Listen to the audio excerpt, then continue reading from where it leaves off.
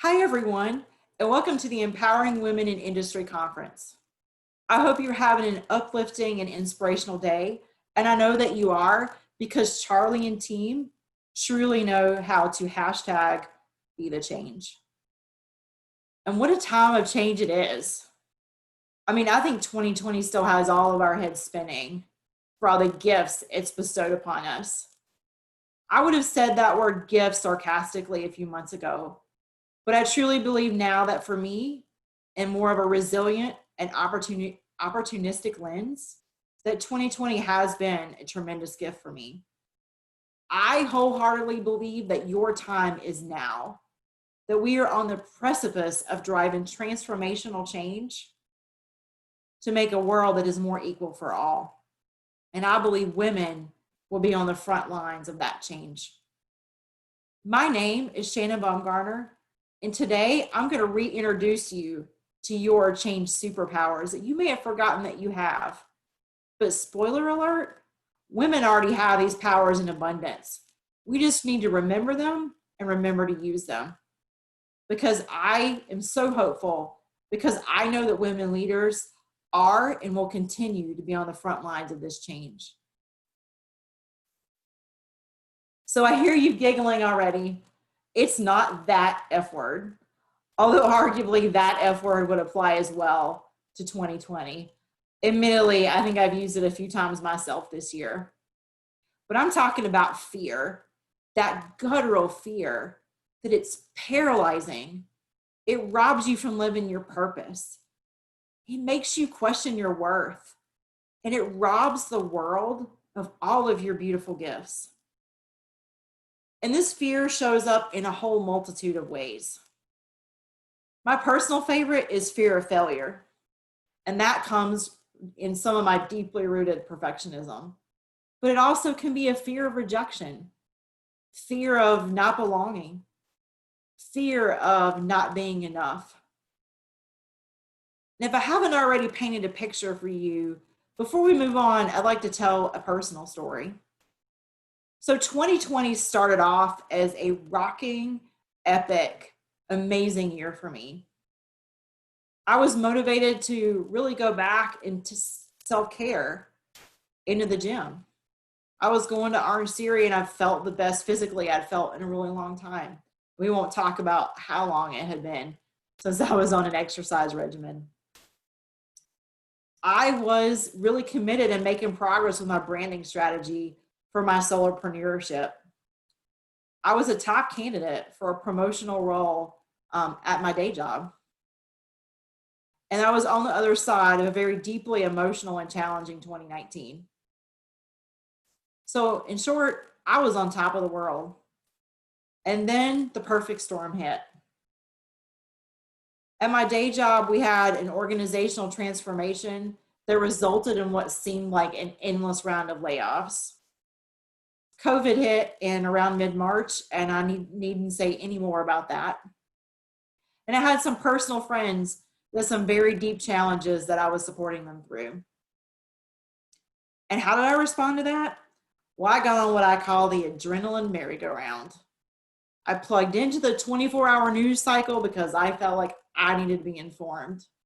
I went back to my workaholic ways because I will push through this. I looked for any instant gratification way to deal with my issues, including food, my personal favorite. And then I halted any professional investment strategy I had in myself because, we can't afford that right now, either financially or through resource time. And I'll be honest, once all that was over, it was just ugly. UGLY, ugly. I was frozen in fear. I was exhausted, and I was struggling to find hope. And I'll be honest, I was in my room one night. It was dark, sun had already gone down, and I had tears rolling down my face. I was so exhausted and so tired. And then I thought, what am I doing? What in the heck am I doing? I know better than this. I've been a part of so many coaching circles and one-on-one coaching. I know better than this. And I decided that this would not go on any longer. It was not the person I was. nor was it aligned with the life I wanted and the life I deserved. So in that really dark place, I had a light bulb moment that I believe is best described by the quote. One day I discovered that I was fierce and strong and full of fire, and not even I could hold myself back because my passion burned brighter than my fear. Again, my passion burned brighter than my fear. And that's when I decided, hey, there's got to be a better F word than that F word or the fear word. And thank you, Mark. The word that I was looking for was fierce. That's what I wanted to be, not owned and frozen by my fear. I wanted to be a fierce warrior out there leading the charge for earth-shaking change, making a difference in the lives of others, standing in that arena full of blood and sweat and tears, not sitting in the cheap seats. So ladies, that's what we're here to talk about today. How do you move from fear to fierce? And I think you can tap into your 3C superpowers to make that move. So let's start with C number 1. And I think when you start with C number 1, you really need to start with a definition of authentic. So here you'll find the definition of authentic from the Merriam-Webster dictionary. Be true to one's personality, spirit, or character. So I fundamentally believe if you want to be the change you want to see in the world, if you want to be that fierce changer, you've got to bring your authentic you to the party, your personality, your spirit, and your character. And you've got to do that consciously and deliberately, leveraging that authenticity to build trustworthiness as you move through that change. So you may say, Shannon, that sounds like great. It sounds like a whole lot of fluff. What does that actually mean? So here's 3 ways, that I think that means. One is that know yourself. I think you really got to be clear on your personal values and your brands. What is that 3 to 5 values that you bring to the table? How do you show up to this change situation? How is that reflective on your brand? If you haven't already done this work, I'm going to promise you it's not easy. It's going to require deep reflection, but it's really going to connect you with yourself and connect you with the change. The second one is you got to let it shine through. So once you know who you are, you got to channel who you are through that change. Because if you don't channel who is authentically you, I can promise you that the folks around you are going to pick up on that and their BS detector is going to kick in. So you really got to understand how your personal goals and how your values are aligned to that change and bring that through. So let's talk about an example. What if your personal values are openness and results orientation? So how do you lead that change folding in a very open and transparent feedback loop? How do you demonstrate to folks that you're acting on that feedback loop? And then you're showing how that feedback loop is driving changes as well as driving the results of your change effort. And the third, and certainly not the least, is you got to be a magnet. So once you know who you are, you're letting that shine through your change values, you got to create that shared purpose and vision for change. So the best way that I know to describe this is through an authenticity connection. So you got to take your authentic you. You got to reach out to those in your inner circle and connect with their authentic you. So now you've made a true core connection, their authenticity to yours. And then with that, you create your shared purpose for change, that shared authenticity and passion and vision for that change. And now you've truly created something special and something consciously authentic, both to yourself, the change, as well as to them. So now we focused up until this point on about you and those in your inner circle, knowing your values, letting that shine through, and how to create that initial close shared purpose and value. But now I think we need to think a little broader because it's going to take an army likely to deliver this change. So this is where it leads me and us into the second C, which is a collaborative coalition. And I love this quote here, and I think you would all agree, and I think we women live this, and it's the lifeblood of what we do, that it is the bedrock. I would change this quote just slightly, and I would say that any successful and sustainable change is based on human capital, and that capital is based on relationships. So again, any successful and sustainable change is based on human capital, and that capital is based on relationships. So what does that mean, and what can you do? So here are the 3 things that I think you can do. The first one is know the who and the what's in it for me, or in this case, them, what with them stands for. So you've got to identify your diverse stakeholders. And yes, I mean all, capital ALL, all of your stakeholders, not just the ones that are just going to get on board because you asked them to, not just the ones that support your change effort. What's most difficult about this is you really have to make sure you identify your detractors, or who you think may be detractors. And you need to also identify the folks that I call the cave people, the citizens against virtually everything, because they're out there, and I run into a few in my career. And you've got to figure out who they are and what you think they want. That is absolutely fundamental to driving change. And it really leads me to number 2. So once you've identified who you are and what you think they want, you need to help them help you.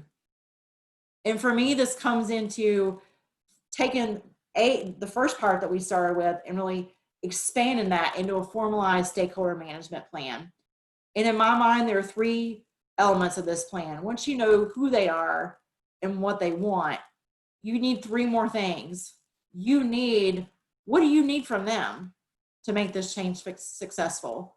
What are their biggest concerns about this change going to be? And once you've put all of those things together, the final one is, how am I going to manage their concerns? How am I going to get from them what I need from them? And this really comes into a strategy of how I'm going to manage that. How am I going to communicate to them? How am I going to train them? How am I going to ongoing relationship conversations with them? What does that look like? What materials do I need? What cadences of communication do I need? What does all that look like? And finally, and certainly not the least, you need to know where your people are. Where are your people? So in the beginning, we talked about being consciously authentic, building that inner circle and that shared purpose and vision.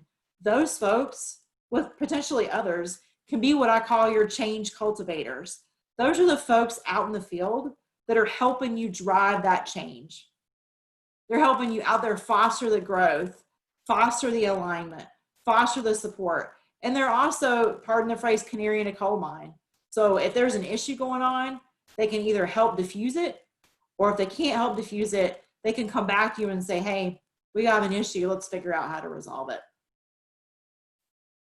And then the final C, and in my mind, probably arguably the hardest one, is courageous humility.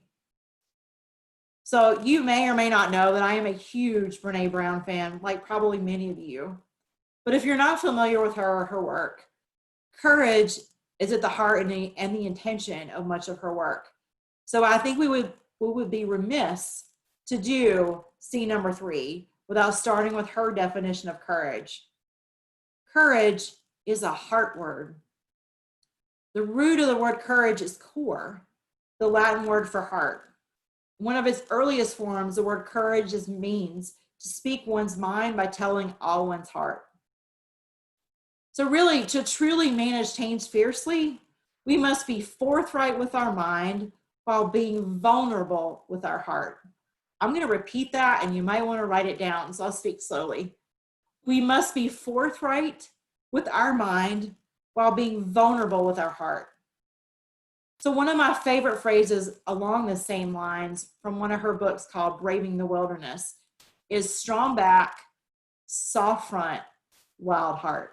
Again, strong back, soft front, wild heart. So how does this show up? What things can you do to lead with a courageous, humble nature?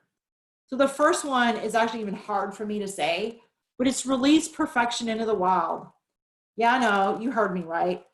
From a self-proclaimed recovering perfectionist, there's one thing that I can promise you today, that any change that you do, even if you tap into all your superpowers, it will not be perfect or flawless.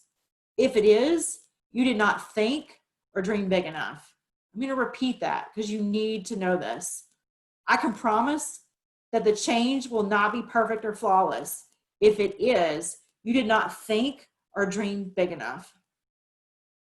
So be humble, absorb the failure, absorb the feedback, and be thankful for it. I know that's hard, but be thankful for it.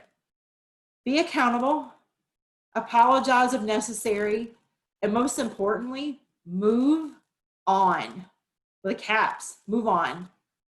Figure out how do you generate that shared reaction or that shared plan forward and move on. Finally, and I think just as difficult, is leading from the front and the sidelines.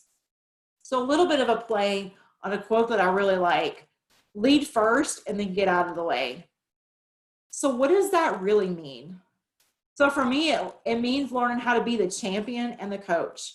So you got to be out there in front. You got to be championing the initiative. You got to be spearheading it. You got to be vocal. You got to be using your voice. But at the same time, you got to be the coach on the sidelines. You might be calling the plays, but you're supporting those other people, those change cultivators, those folks that you created that authentic connection with, to help you lead the change, because it's important that they desire, and more importantly, they need to feel that ownership.